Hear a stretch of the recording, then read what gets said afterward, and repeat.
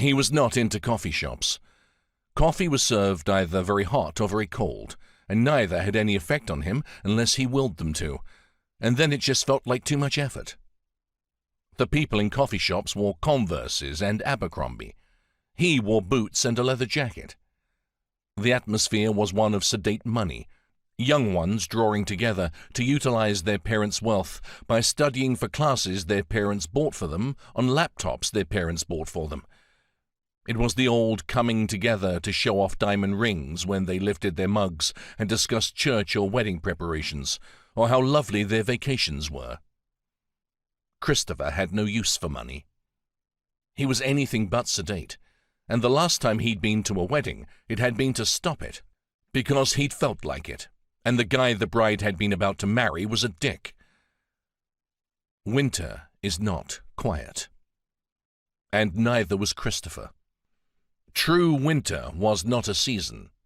There were people along the equator of Earth who would claim that between the months of November and February they were in winter.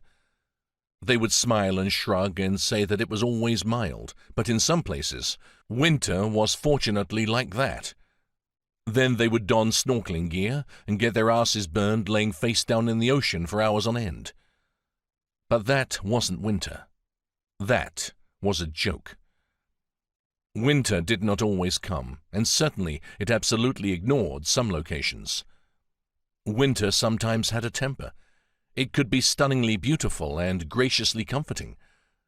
But when it raged, it blotted out the world and cut it to the bone, and when it died, it did so with unspoken yet seething promise.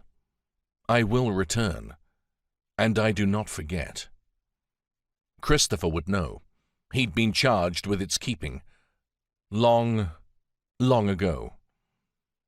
So why the hell was he leaning up against his bike with his arms crossed over his chest, standing across the street from the busiest, most commercial coffee shop in the world was a mystery to him. But apparently winter was coming. And according to the power that had made him its king for eons, it was beginning here. Tonight. In this coffee shop. Kristopher took a deep breath and rubbed his eyes. The dual temperatures fighting for control inside of him sometimes made them hurt. They were blue, the color of the hottest heat and the coldest cold, and right now they felt like dry ice, torn between burning and freezing. I don't have time for this crap, he muttered. Winter was fickle, and right now it was riding his nerves. He had other things to worry about.